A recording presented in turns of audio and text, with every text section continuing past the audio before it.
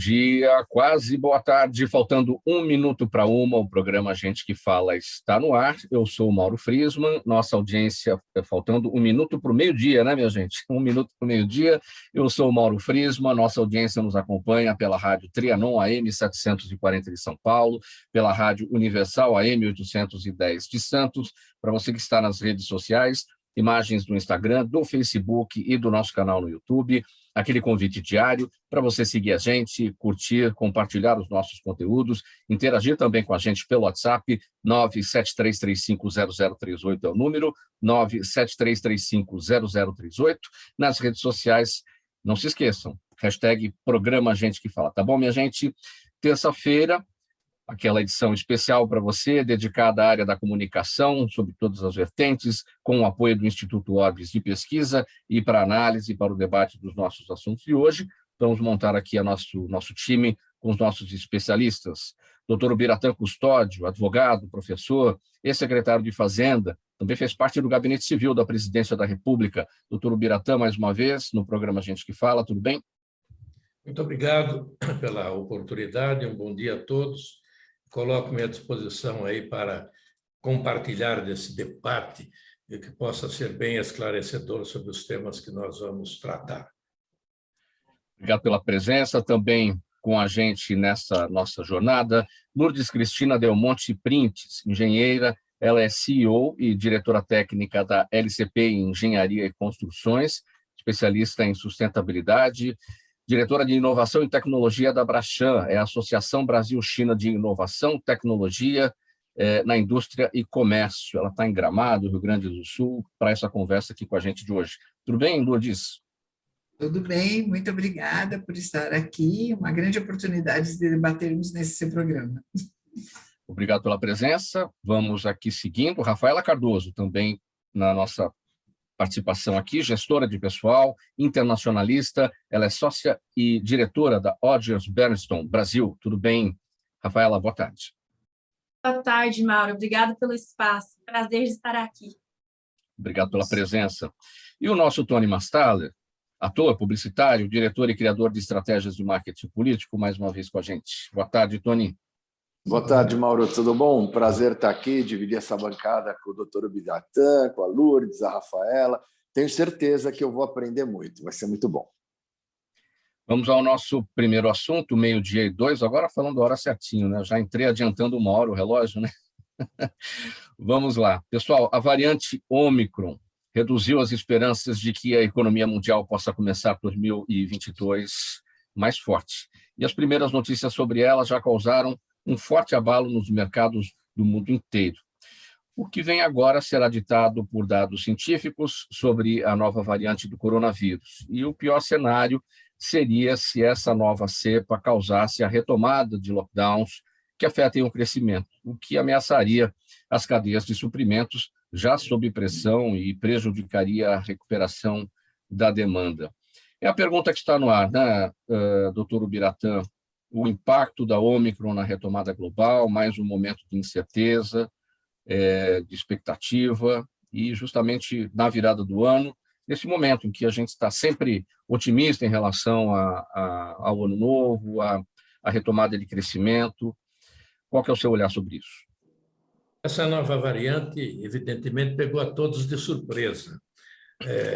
Mas há algumas informações que nos deixam um pouco mais tranquilos. Ela é desesperadora? Não sei, mas preocupante ela é. O próprio sócio cofundador da Moderna disse ontem que agora eles têm armas mais eficazes para combater essa nova variante. Armas mais eficazes do que tinham há 18 meses. Então, ainda também não há informação nenhuma sobre a letalidade desta variante.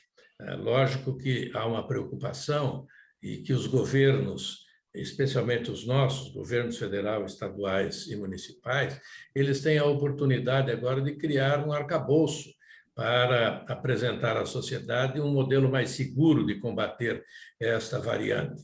certo? E não, o Brasil hoje tem um contingente humano de vacinados muito importante, só não se sabe se esta variante ela vai afetar aqueles que já tomaram a vacina ou não. Mas este vice-presidente e cofundador da Moderna, chamado Noubar Afeyan, ele disse exatamente isso, de que temos que interpretar esta variante de forma séria, porque ela é uma ameaça, mas que há armas muito melhores para combatê-lo do que tínhamos há 18 meses atrás. Lourdes, seu olhar sobre esse tema, como é que está a sua expectativa em relação ao impacto da Ômicron na retomada global? O que a gente pode esperar no Brasil para 2022, a partir dessa expectativa daquilo que a gente gostaria que não tivesse acontecido, que surgisse uma nova variante, né? Olha, as minhas expectativas são boas, e eu tinha certeza que uma nova variante surgiria. Eu estava na pandemia, eu passei a pandemia, o primeiro ciclo dela na China. Nós temos resíduo parte do ano na China também, agora infelizmente não estou podendo retornar, vim para o Brasil para assumir as coisas aqui, e o meu marido está lá, inclusive. Eu tinha certeza que a variante ia retornar, qualquer outro tipo de variante iria retornar, porque ainda existe uma resistência muito grande por parte de muitos habitantes desse mundo, desse planeta, em se vacinar, não é? Então, não existe outra alternativa, ao meu ver, de que essa doença erradicada, talvez ela nunca seja, mas controlada, se não for por meio da vacinação em massa. Então, me surpreende ainda as pessoas que são contra isso. Aqui no Rio Grande do Sul tem muita gente contrária, inclusive reclamam quando você, hoje deu no noticiário que o aeroporto aqui de Porto Alegre vai exigir a mostra, que as pessoas mostrem os seus comprovantes de vacinação. Está perfeito. Eu, quando voltei da China para cá, passando pela Alemanha, eu tive que mostrar os meus comprovantes de vacinação em todos os lugares de triagem que eu passei. Quando eu cheguei no aeroporto de São Paulo, eu recebi um belo sorriso, seja muito bem-vinda. Quer dizer, eu poderia estar sendo muito bem-vinda trazendo vírus, não é? Então, é importantíssimo que a população se conscientize disso, o negacionismo já foi. Então, respondendo diretamente à sua pergunta, eu acho que ela vem, outras virão, mas eu acho que a população hoje está muito melhor, a população mundial, ela está mais preparada, ela está, não foi, aquele choque inicial passou, porque nós fomos atropelados por um trem que nem vimos de onde veio, mas agora nós já sabemos como nos cuidar, então é uma questão, sabe, de aceitar. O remédio é doído, mas graças a Deus ele existe. E com relação à nossa área da construção civil, infelizmente, a humanidade precisou passar por tudo isso, e ainda passa, para que o olhar para o interior de suas residências, o interior dos locais de trabalho, ficasse voltado para a saúde, porque quando nós falamos de sustentabilidade, os processos são aqueles que cuidam dos recursos naturais, não é? Proteção de energia, você cuidar da energia, da água. Agora, a saúde é diferente. Então, que tipo de material você coloca dentro da sua casa, aonde que você está colocando os pontos eletromagnéticos, tomadas e tudo mais. Então, houve um novo olhar, abriu-se os olhos para problemas internos, cuidar do nosso meio ambiente dentro da nossa casa. Agora, em relação à nova variante, a Ômicron, e até pela sua presença boa parte do tempo na China, agora não, você está no Brasil, mas como você destacou, seu marido está por lá, o que dá para dizer sobre a população chinesa quanto à resistência deles ou não em relação à vacinação, quanto aos cuidados para a prevenção e tudo mais? Existiu, sim, uma resistência no início, mas é bom que se diga que, muito se fala da China, né? Mas é bom que se diga que a China, ela privilegiou o mundo, meio que por se sentir culpada, por ter aparecido lá e surgido lá. A população chinesa não foi vacinada no primeiro momento. Eles vacinaram somente as pessoas de frente dos hospitais, tá? Professores e militares e tudo mais, mas a população em si foi, né, orientada a ficar em casa, somente uma pessoa da família saía para comprar comida e tudo mais, isso de 24, 25 de janeiro de 2019, né, quando tudo eclodiu, até mais ou menos 30 de março, foi quando tudo começou novamente a voltar paulatinamente a entrar. Mas tudo que é feito na China, Mauro, é feito assim muito corretamente, muito alinhado, e o pessoal fala, é o jeito chinês, mas funciona, né? Então, tinha horário para tudo, né? O retorno foi paulatino, né? E obrigatoriedade de máscara total, cinemas fechados, enfim, tudo aquilo que vocês ouviram. E agora que eles retornaram, eu tomei as minhas 2 primeiras doses na China, tomei a 3ª dose agora em Cuiabá, né? Que eu estava em Cuiabá a trabalho, tomei da Pfizer, e então o que acontece? Hoje, mesmo as pessoas que lá não queriam tomar a vacina, tá? Hoje são obrigadas a tomar. Porque se ela não tiver a carteira, ela não entra no supermercado, ela não entra no banco, ela não toma ônibus, existe uma triagem na entrada do metrô, a triagem na entrada dos pontos de embarque. Então, ou você tem, ou você fica parado dentro da sua casa. Então, para você viver na China hoje, até para comprar comida, você precisa mostrar o seu controle dentro do iPhone, né, do telefone, seja ele qual for, você tem a base, né, e aparece um QR Code vermelho ou verde. Então, você entra, ele já te localiza que você está numa cidade que não tem problema, no meu caso, Shanghai, aí aparece lá, tá? E existe um funcionário exigindo, tá? Rafaela, a partir da sua área, que é a gestão de pessoal, gestão de recursos humanos, como é que tudo está sendo observado em relação à retomada global agora com a Omicron? Pois é, bem interessante. Eu trabalho numa empresa, uma consultoria que faz recrutamento e seleção de executivos, de líderes, né? Então, eu vou falar muito dessa perspectiva de pessoas. Eu exclusivamente contrato para a nova economia. Então, eu falo de startups, de fintechs, de aplicativos de mobilidade, de agritechs. O que eu tenho percebido é um movimento muito contrário do que seria nos anos pré-pandemia. Então, a gente tinha um movimento de, novembro, dezembro, meados de novembro até dezembro, uma continuação das posições que entram, lembrando que a gente está falando de posição de diretoria, e aí é diretoria, gerência, né? Então, tem uma queda hierárquica que a gente vai contratando também, e é diminuindo para poder retomar por conta das festividades, né? Por conta do contexto que a gente vive agora de final e começo de ano.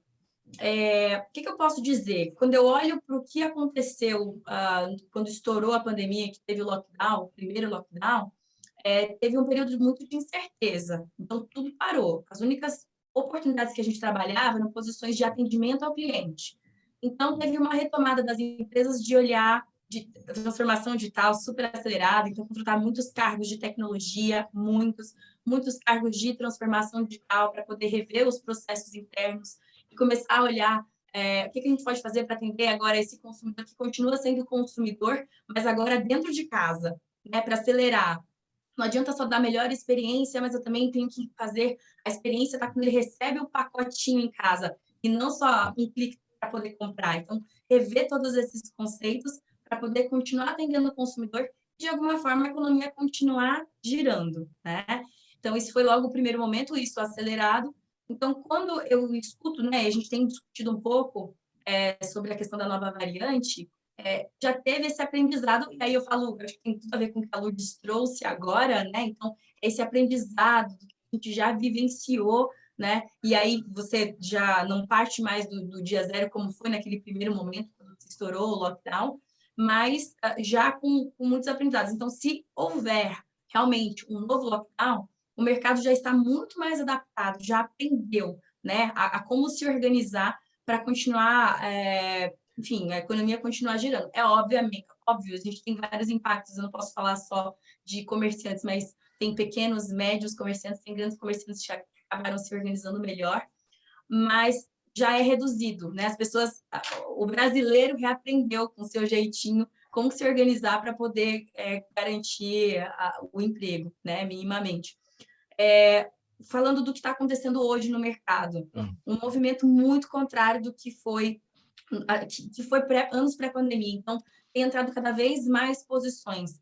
Eu tenho feito muito, eu trabalho desde empresas de grande porte, né, dessa nova economia, grandes marketplaces conhecidos no mercado, mas também eu trabalho aquelas startups que estão começando. Então, são investimentos de empresas fora do país mesmo, que vem contratar a pessoa número 1, a pessoa número 2, e continua acontecendo. Então, tem entrado muitas posições para uma época do ano que já deveria ter um declínio delas, né? Então, esse é um pouco da perspectiva de mercado, de aprendizado, do que a gente espera aí, pelo menos com os fatos, o que está acontecendo agora.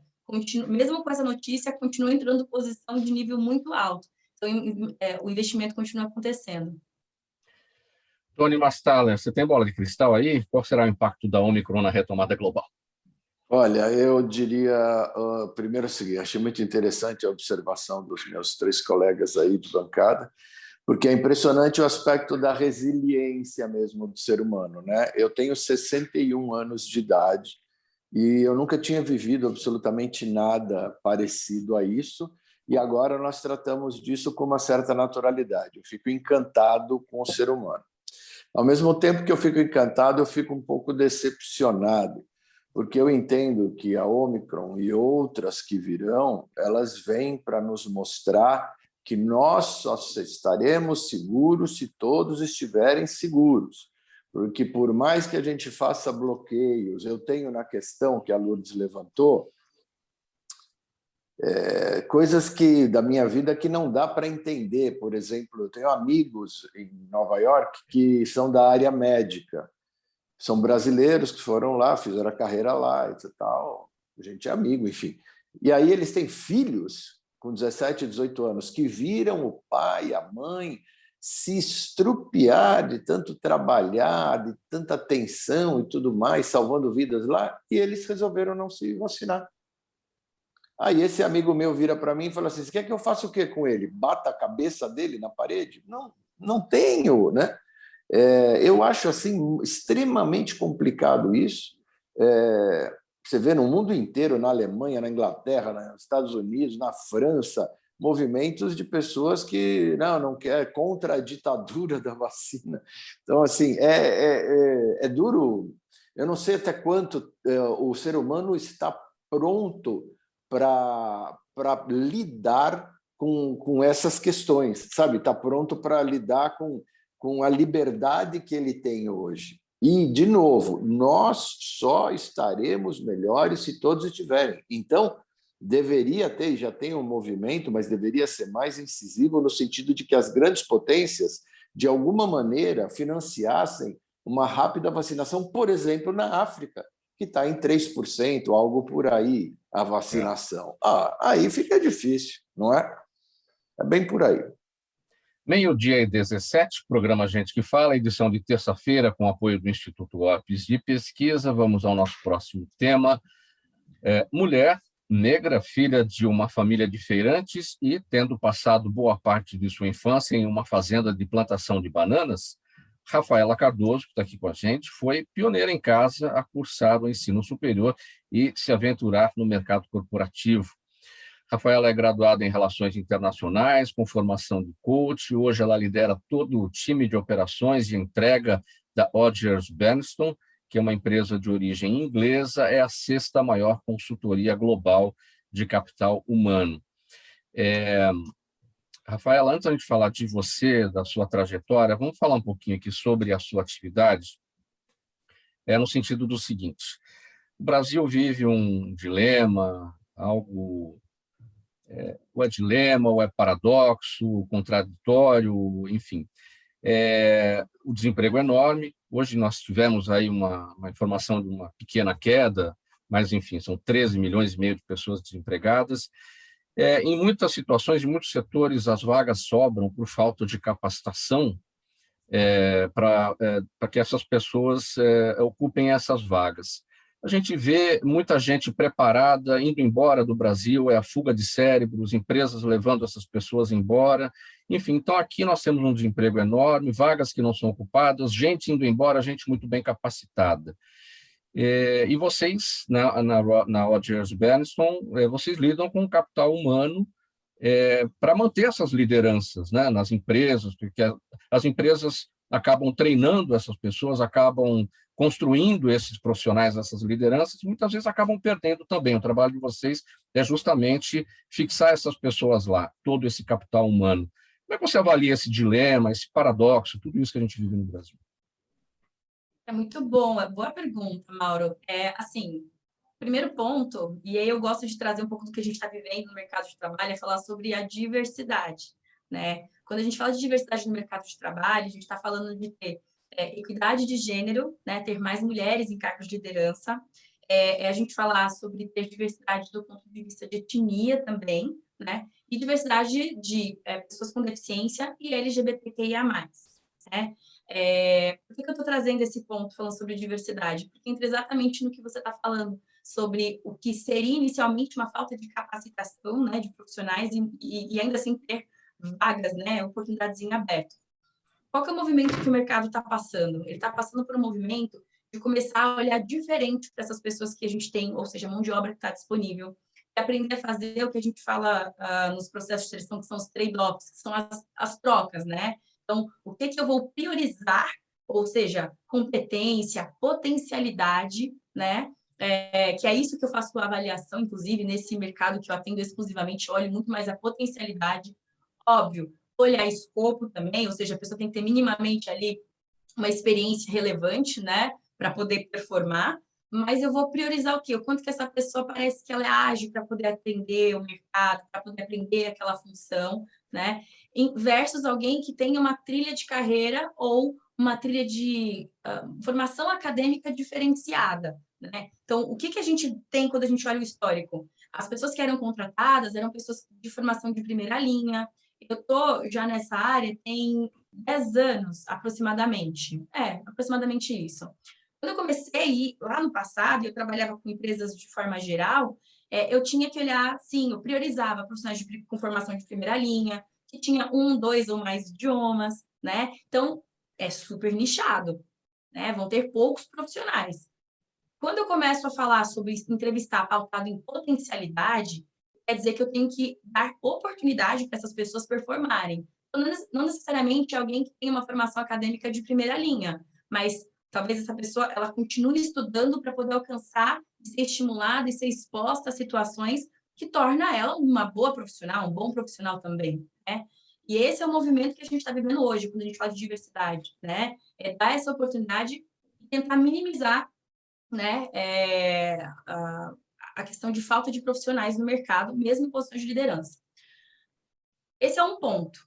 Um outro ponto que é um efeito dominó, um efeito cascata disso, é quando eu coloco uma pessoa desse grau, né, de diversidade numa posição de liderança, ela também vai ter esse mesmo olhar para a equipe que ela vai formar, né? Então, vai dar oportunidades, porque aí tem os layers, né? Você tem o diretor, são camadas. Tem diretores, gerentes, coordenadores, supervisores, analistas e tudo mais. Então, você vai criando espaço também para essas outras pessoas que não eram antes vistas também serem consideradas. Então, vai tendo um efeito dominó muito positivo, né? Além de, aí tem um aspecto muito mais amplo, muito mais holístico, que é colocar uma pessoa de diversidade em cargos de liderança, também significa dar oportunidade de ver e trazer negócios de um ponto de vista que antes não era percebido, né? Como uma necessidade.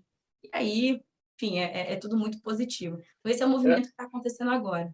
Você coloca, né, Rafaela, a sua trajetória, a sua formação, a sua origem, à prova como inspiração para as empresas para as quais a Rogers Benetton trabalha e ajuda na fixação de liderança, na formação, no crescimento, na construção? Sem dúvida.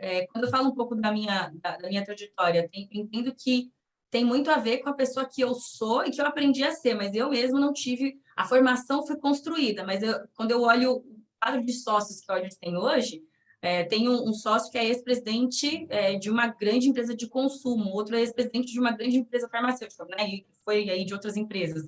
Então, eu naturalmente eu não estaria ali se fosse por formação ou escolaridade ou experiência profissional. Nunca fui presidente de uma empresa internacional de grandíssimo porte.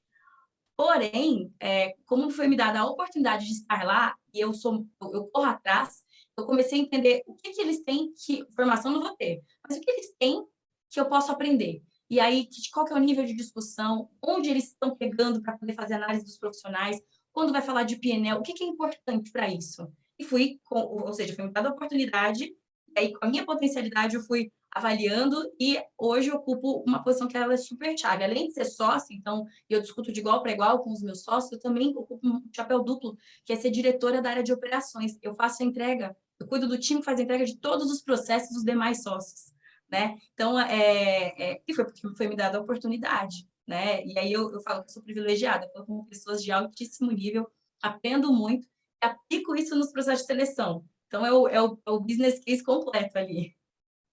E olhando para suas origens, novamente, onde você está hoje, enfim, mulher, negra, o que eu falei aqui no começo, né, quando eu destaquei sua trajetória. Mulher, negra, filha de família de feirantes, passou boa parte da infância em uma fazenda de plantação de bananas, e em casa você foi cursar o ensino superior e se aventurar no mercado corporativo. Olhando lá para trás, para onde você vai, onde você quer chegar? Muito bem. Então, de novo, essa questão que a gente fala, eu gosto de ressaltar muito sobre dar a oportunidade, né? Que é esse olhar com diversidade. Dentro da minha história, quando as pessoas me olham hoje, eles falam assim, poxa, mas é porque você é diferenciada, olha a sua cabeça. Eu escuto muito isso. Como minimizasse o esforço que eu tive que fazer para chegar até aqui, né? Então, quando eu olho para minha estrutura familiar, eu não tive ninguém no mundo corporativo. Então, assim, nem tio, nem mãe, nem tia, nem nada. Eu não sabia o que era isso. Eu só sabia que meu pai falava, filha, eu quero que você não fique nessa vida diferente, acordar de madrugada, né? Então, eu não quero isso para você. Mas, tá, então o que eu vou fazer? O que é relações internacionais? Assim, foi muito... Eu fui aprendendo, né, sobre a trajetória. E aprendendo o que era o mundo corporativo, quais eram as competências que são valorizadas para poder ocupar um cargo de liderança. De novo, por isso que eu falo da oportunidade. Então, mas olhando a minha raiz, eu sou muito grata também, porque eu aprendi resiliência, eu aprendi gestão desde muito cedo, porque meus pais são feirantes, e significa você olhar o capital, você olhar para pagar funcionário, você entender quais são as condições climáticas que vão ser melhor, como é que está ali o seu vizinho, que é um pouco de fazer pesquisa de concorrente, né, com relação a preço, o horário que tem que mudar o preço para poder garantir a venda da banana para você faturar no final do dia da feira. Eu já olhava isso, né? Só que com o olhar de uma criança, de uma adolescente, em função da vida dos meus pais. Eu trouxe isso para o mundo corporativo. Eu olhei e falava assim, então eu tinha pares. Na época que eu comecei como analista, como todo mundo, eu comecei, né, começando a vida profissional ali. Eu falava assim, tá, mas eu não vou ficar aqui só reclamando, eu vou olhar com o olhar do dono, que meu pai me ensinou lá no feirante. Olhar do dono, você é dona da barraca, você é filha do dono, você é dona da barraca. Para a gente fechar esse tópico bem brevemente, qual que é o pulo do gato? Porque tem muita gente que para e fala, mas não é isso que eu quero, né? Eu não sei o que eu quero, eu não sei para onde correr. E você encontrou o seu nicho, e as pessoas ficam dando murro em ponta de faca, ou porque não sabem o que fazer, ou até sabem, mas não sabem, não conhecem o caminho. Tá. É muito fácil responder isso falando sobre o protagonismo. Você tem que ser protagonista da sua carreira. Analisa onde você está. Se não está bom, por que não está bom? E aí você vai tentativa e erro. Qual que é a sua fortaleza? Qual que é a sua potencialidade? Onde você está bem? E aí você vai atrás disso. Porque a gente sabe o que faz bem para a gente, porque a gente não faz mal. O que não dá é estar ruim e você perpetuar nessa situação, né? E aí fica reclamando do exterior. Quem é dono da sua vida é só você. Então, é isso. Reclamando do exterior e pondo a culpa nos outros, né? Quem chamou? Um parênteses, me permite? Fala, doutor. Um breve comentário. Primeiro, mulheres brilhantes como a Rafaela e a Lourdes já integram a história do nosso país, que já presidiram os tribunais superiores, já foram desembargadoras, juízas. Na nossa área, nós temos muito. Mas todas elas têm o mesmo direito, e os nossos escritórios em Santa Catarina, no interior de São Paulo, nós temos um número muito maior de mulheres advogadas do que de homens, porque uma coisa a gente tem que entender, elas têm uma sensibilidade diferente para nos ensinar. Nós não as ensinamos, elas nos ensinam muitas coisas, inclusive quanto a regras de conduta. E isso é muito importante, que a gente possa ter essa igualdade de oportunidades, não só no nível profissional, no nível salarial, no nível diretivo. Nós temos advogadas que dirigem os nossos escritórios no interior, e advogadas brilhantes. E eu me espelhei agora no exemplo da Rafaela, porque eu também vim de uma família humilde, meu pai foi sapateiro, e, na verdade, só tem um resultado que conduz a gente na vida, é vencer ou vencer. Mas para vencer você tem que ter regras de conduta, ética, conduta moral, conduta, qualificação profissional. E os nossos escritórios hoje temos a maioria de advogadas mulheres. Muito bem, 12:30, programa Gente que Fala, edição de terça-feira, com apoio do Instituto Orbis de Pesquisa. A gente vai para um intervalo rapidinho com a mensagem do nosso apoiador. A gente volta já já com a sequência da nossa conversa. O Corujão da Saúde está de volta, das 7 da noite às 7 da manhã, nos melhores hospitais privados de São Paulo e na rede pública de saúde. O Corujão vai realizar 340 mil exames, endoscopias, tomografias, ultrassonografias, ressonâncias e biópsias. Pacientes com suspeita de câncer terão prioridade. Saiba mais em saude.sp.gov.br. São Paulo está de volta e o Corujão também. Governo de São Paulo. Trabalho e respeito por você. A ação estratégica de sucesso tem um componente fundamental: um instituto de pesquisas ético, rápido e preciso. Afinal, é ele que vai fornecer informação confiável, sem achismos ou palpites. E isso, numa época de mudanças rápidas e repentinas, é fator crítico de sucesso. A Orbis é um instituto de pesquisas que une precisão e confiabilidade estatística com a mais alta tecnologia em pesquisas do mercado. Tem inteligência artificial, robótica e Big Data, entre outros recursos, para que você tenha uma informação correta, confiável, com o menor custo e no menor tempo possível. Na sua próxima ação, seja ela corporativa ou política, comece pela Orbis, porque com a informação correta, você vai mais longe, mais rápido e com mais segurança. De volta com o programa Gente que Fala, edição de terça-feira, apoio do Instituto Orbis de Pesquisa, os assuntos todos nesse dia voltado para a área da comunicação, em todas as suas vertentes. E agora aqui também com a gente, eu vou inserir na nossa conversa o Daniel Matos, economista, advogado, perito judicial. Boa tarde, Daniel, tudo bem? Boa tarde, Mauro, tudo? E você? E boa tarde aos colegas. Aqui todos muito bem. Vamos falar o seguinte, Daniel, Open Banking, esse conceito, né, da autonomia, né, do cliente bancário, de ter produtos, de escolher produtos e serviços, né? Esse é o conceito do Open Banking. Você pode dizer um pouco mais a respeito? Como é que isso pode contribuir com a taxa de juros que, né, agora disparou a partir da Selic, tudo isso para controlar a inflação, tentativa de controle da inflação? Pois né? é.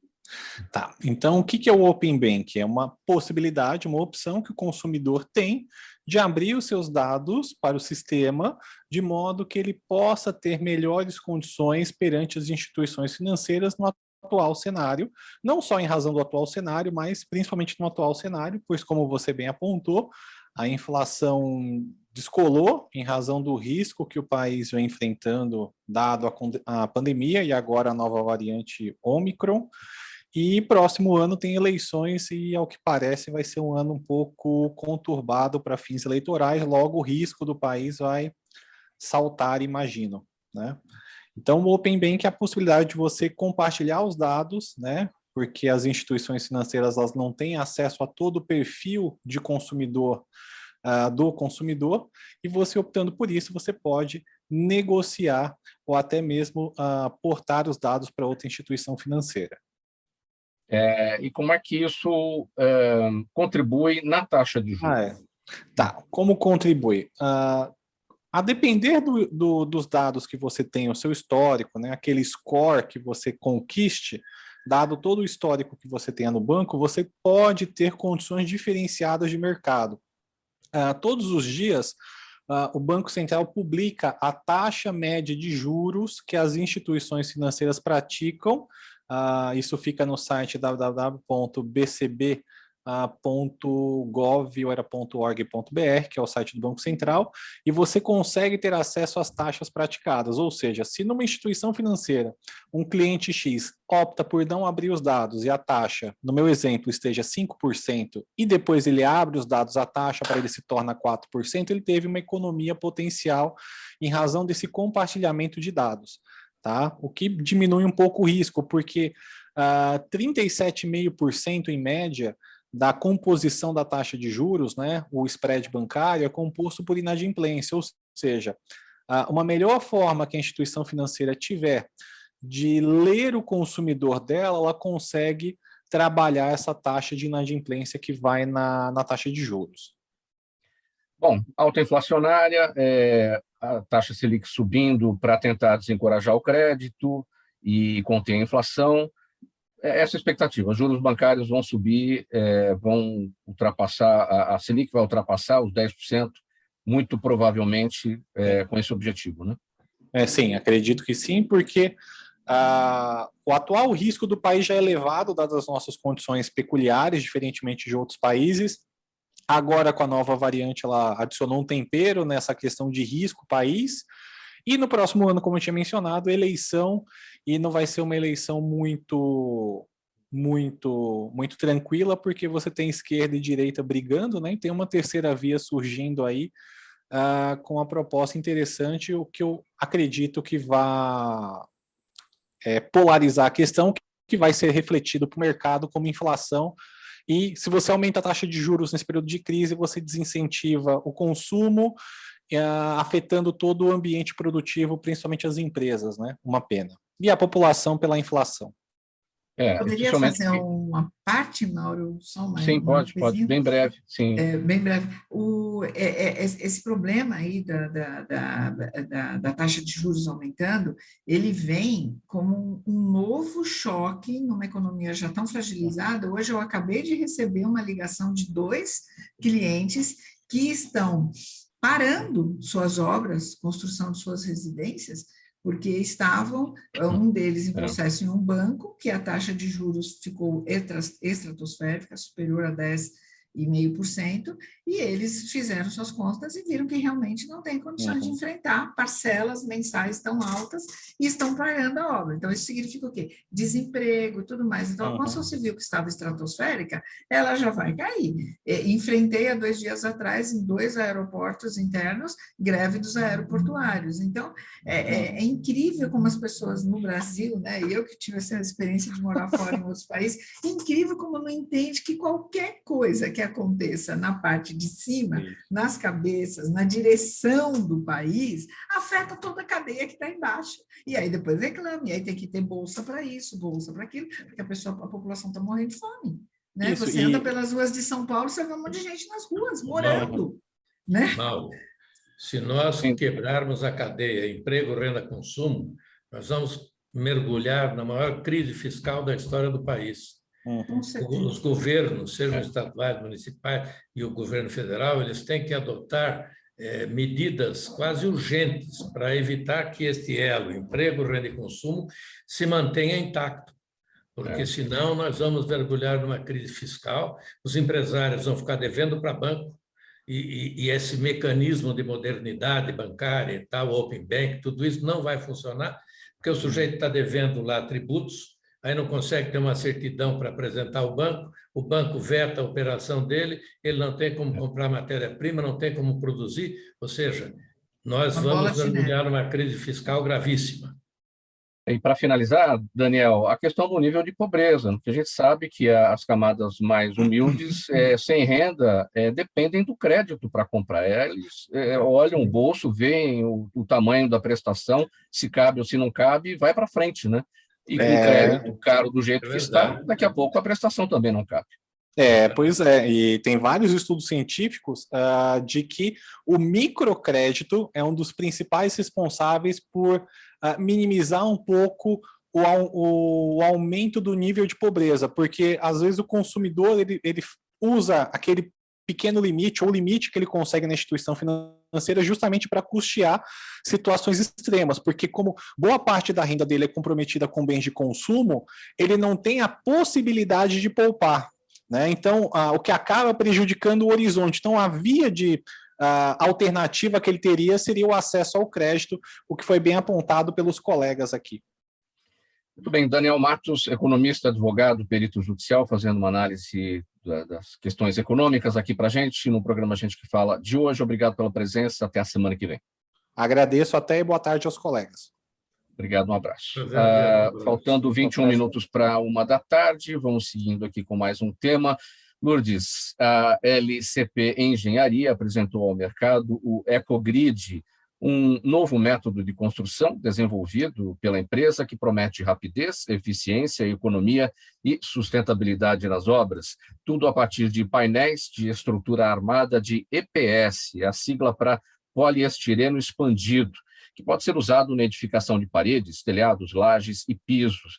De acordo com a empresa, o método reduz em 40% o tempo de construção e o custo com mão de obra e materiais, além de atender aos parâmetros dos principais processos de certificação internacionais e nacionais de construção sustentável. Este é o ponto, Lourdes. O que a sociedade precisa saber sobre sustentabilidade na construção civil, não só em relação a novas técnicas, novas tecnologias, materiais, mas também o manejo, né? Às vezes a gente olha uma obra ali em construção e um desperdício danado. Né?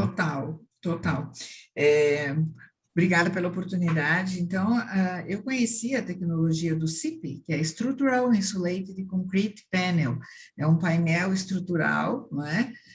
Com ferro galvanizado de ambas as partes, entremeado por treliças, né? Que é a estrutura geométrica, o triângulo, né? Mais resistente que nós temos na face da Terra. Comecem a olhar os tetos de aeroportos, grandes vãos, né? Estações rodoviárias, ferroviárias, estacionamentos são sempre com treliças, né? E ele surgiu justamente de tudo isso que nós estamos falando. É incrível como a construção civil, a engenharia, a arquitetura, ela é integrada com todos os outros processos que nos envolvem, né? As pessoas não imaginam, não é? Mas no pós-guerra, com aquela crescer por crescer a qualquer custo que você teve instaurada a economia marrom, de repente, lá nos anos 60, as pessoas começaram, né, os notáveis de Roma, a entenderem que não era por aí. Você tinha que ter o cuidado, crescer, mas ter o cuidado com o meio ambiente, né? E nos Estados Unidos, uma leva começou a entender a construção civil como uma construção mais verde, que foi o início dos green builders, né? Os construtores verdes. Então, essa tecnologia foi estudada na Universidade de Berkeley e para que vencesse furacões e terremotos. Então, uma estrutura monolítica, né? Não usa na sua concepção de produto, porque é um produto, né? A parede é um produto, né? Recursos naturais, né? Então, ela vem da expansão de um elemento químico, que é o estireno, né? E o ferro galvanizado, tá? Então, a não ser o ferro, né, que é retirado, né, de jazidas, nós temos o controle absoluto da construção, tecnologia aplicada do início até o final, então você sabe quanto que de cimento você vai gastar, quanto de areia que você vai gastar, a obra é limpa, organizada, não existe caçambas fora. Vocês sabiam que nós ainda temos de 15 a 16 toneladas trafegando diariamente nas grandes cidades de caçambas de entulho, né? Destruindo o leito carroçável, e aí o que acontece? Elas vão para depósitos que nem deveriam ter, né? Mais os aterros sanitários e tudo mais. Então, é dinheiro do construtor, do dono da propriedade jogado fora, que é dinheiro de lixo, né? E, na maioria das vezes, não é bem reutilizado. Então, a tecnologia do EcoGrid, que aí eu trouxe para cá no ano de 89, a LCP Engenharia, nós temos 35 anos já no mercado, temos mais de 500 residências construídas, prédios, galpões e tal, e é uma empresa consolidada, graças a Deus, e que eu trouxe para o Brasil, me filiei com os Green Builders daqui, que é o GBC Brasil, né? Agora o HBC, que é o Health Building Certificate, é a certificação de saúde.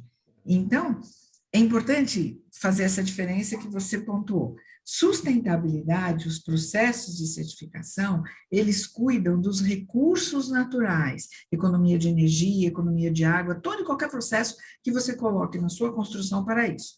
E não tem o olhar da saúde.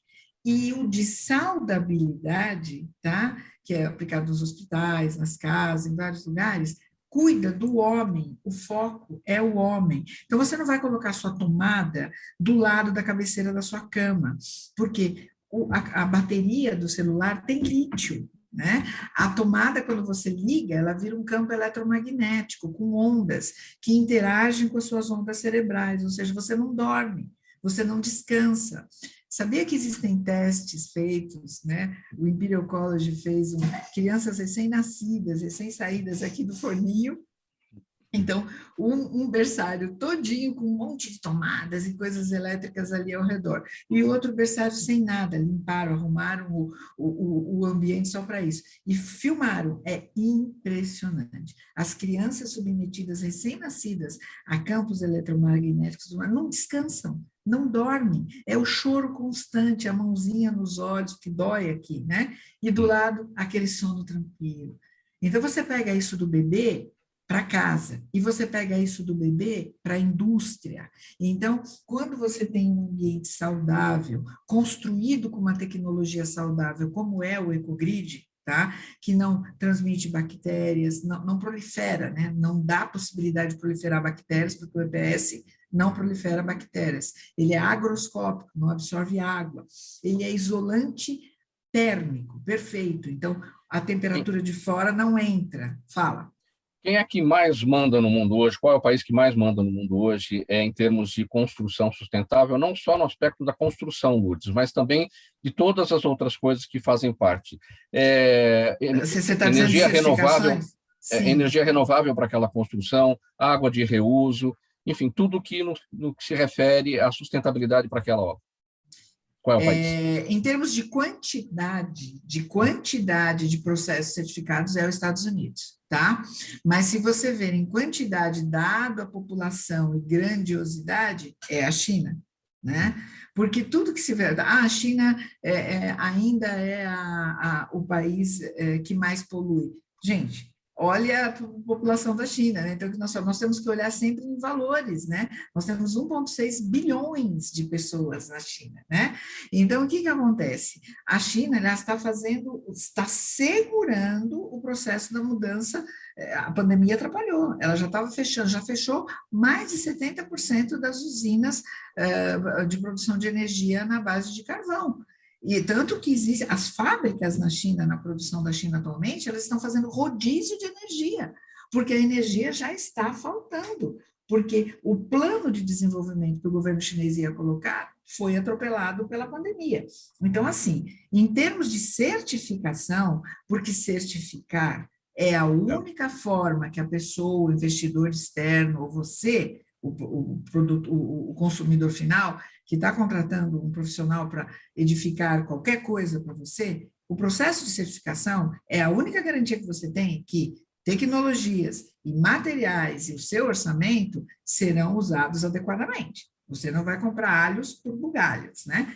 Então, a China em segundo lugar, primeiro os Estados Unidos. Nos Estados Unidos é obrigatório a utilização dos processos de certificação no nível básico de todos os prédios federais. E na China, obrigatório também. Então, é inconcebível você hoje construir qualquer coisa sem você fazer uma cisterna para reuso de água, né? E a produção de energia, ainda mais agora que nós temos a ajuda, né, do governo que baixou a taxa de importação, né, para os produtos que venham a fazer você produzir energia limpa. E eólica, né?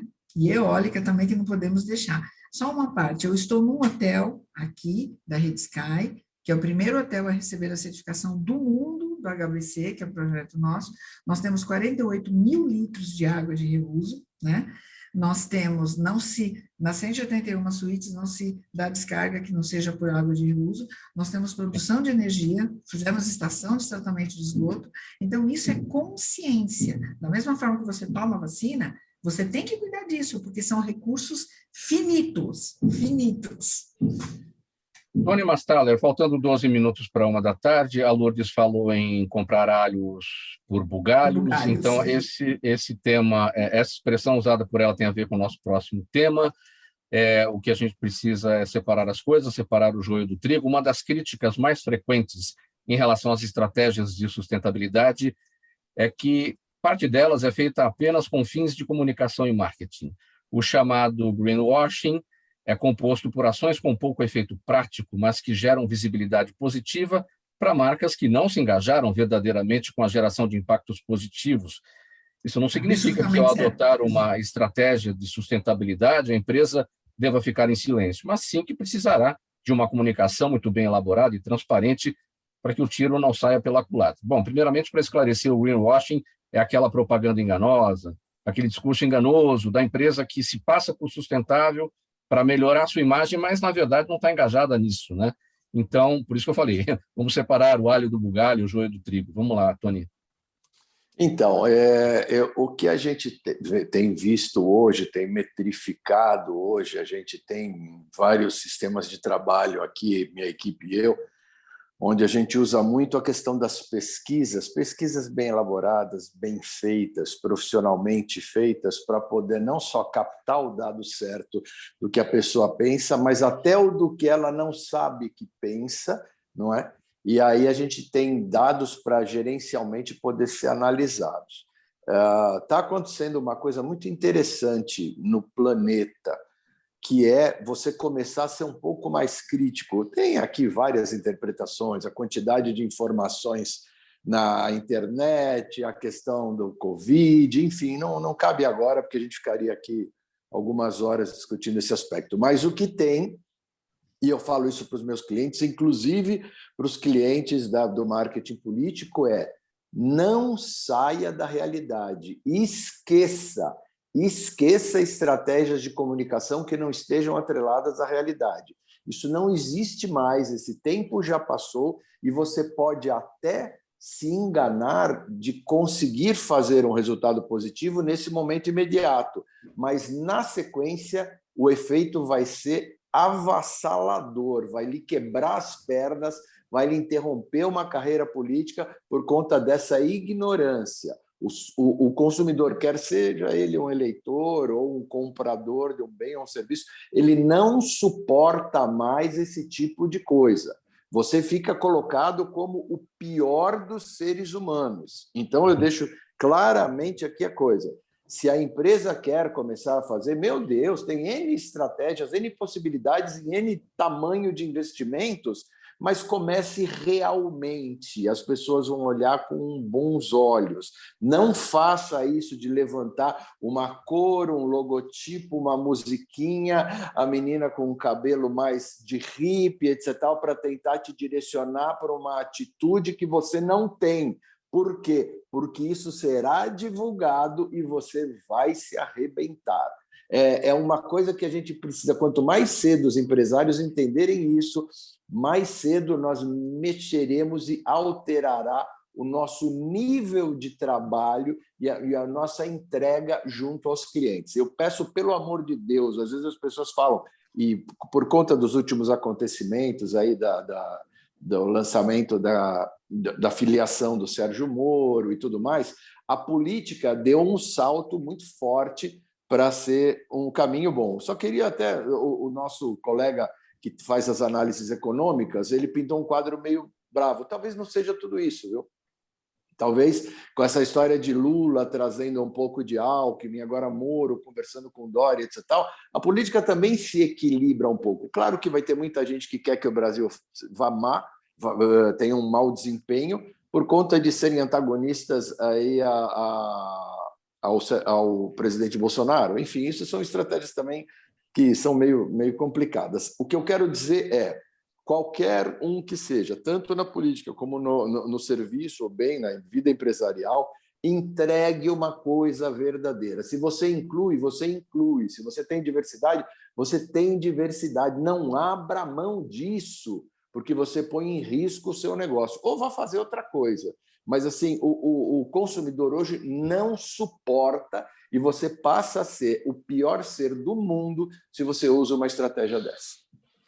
Muito bem. Perguntas à nossa audiência, brevidade a todos, por favor, gente, para a gente conseguir responder para todo mundo. Ainda nisso, Marcos Jordão no YouTube, Lourdes, desculpe, na construção civil também existe o falso sustentável, ou seja, aquilo que parece ecologicamente correto e na prática não funciona? É a pergunta do Marcos Jordão. Bem breve, Lourdes. Sim, existe muito, Marcos, muito. Por isso que os processos de certificação vêm para nos ajudar. Quando você contrata um profissional capacitado para a sua obra, tudo, ele vai saber fazer você separar exatamente quais são os materiais enganosos, que nós estamos cheios de material enganoso. Nós exigimos e pedimos as fichas, a famosa ficha FISPIC, e aí ela vai dizer o que tem naquela constituição, tudo mais, para que você não seja enganado. E vai caber dentro do seu bolso. É errado dizer que construir de forma certificada é mais caro. Não é. Sendo na mão de um bom profissional, não é.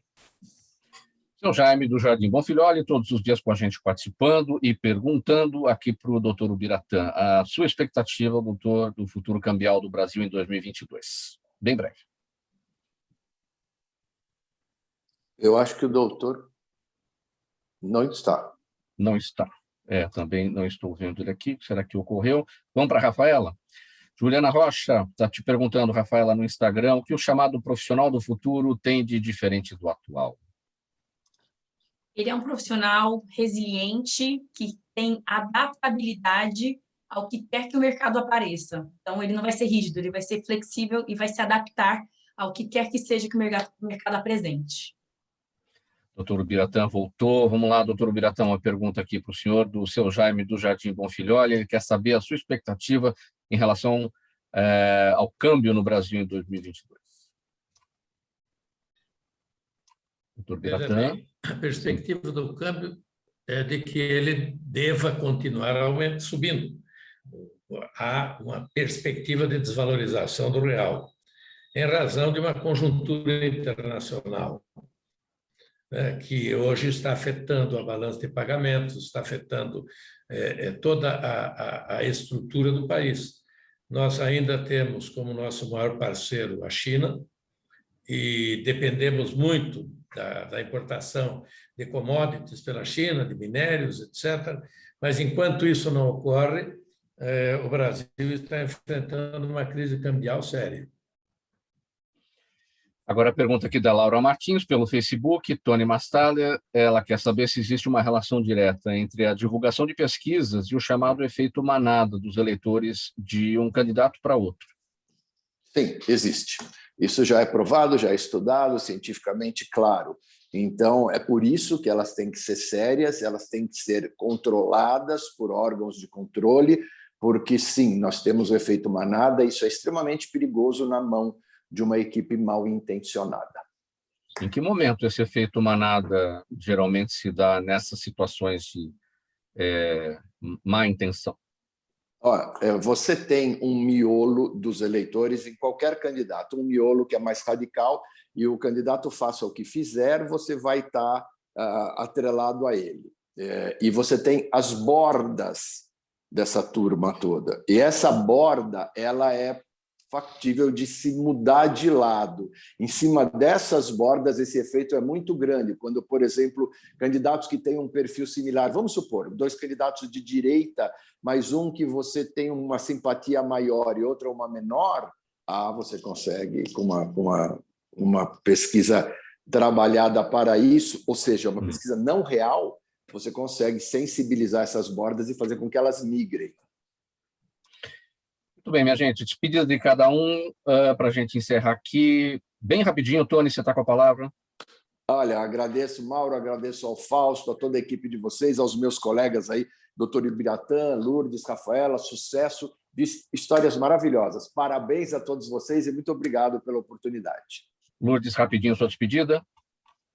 Agradeço também a oportunidade, agradeço por estar aqui com os nossos colegas e dizer para você, Rafaela, que eu também enfrentei, você imagina, mulher engenheira, né, nos anos 80, nós éramos poucas, mas tudo se consegue, nós podemos ser o que nós quisermos, desde que façamos a coisa correta, direita, não é?